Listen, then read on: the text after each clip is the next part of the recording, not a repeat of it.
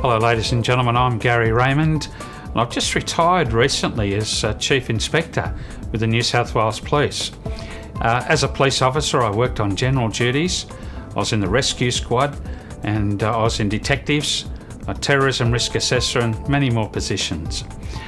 I worked on some of the worst disasters and incidents in New South Wales history. You probably remember the Granville train disaster, the Newcastle earthquake, the Thredbo landslide disaster, maybe the Luna Park fire. I worked on the murder of Anita Cobby, a nurse in Blacktown, and also the assassination of John Newman, a Member of Parliament. I also lecture in critical incident stress and post-traumatic stress. I do suicide awareness and suicide negotiation workshops, and recently been out into the country areas of New South Wales pleading with farmers and graziers not to take their own lives during the drought. I've been to Sri Lanka for the tsunami effort as well.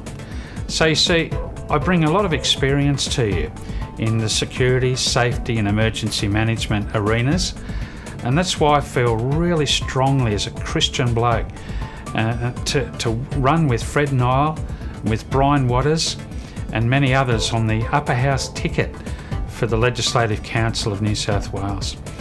This election coming up on the 24th of March this year is very, very important, and on the ballot paper you'll notice that there'll be a big thick black line.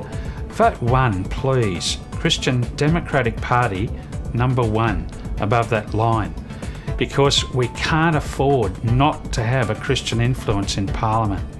We can't afford not to have people like Fred and Brian and I and many others blocking legislation that might just tear apart the community, families, the workplace. And so we would ask you that if you want a Christian influence in the Parliament, if you want honesty and responsibility, then please vote that number 1 above the line for us. And we'll just do our best for you as committed Christian men to actually cover you, protect you, and yes, if necessary, put our heads up above the trenches for you. Thank you very much.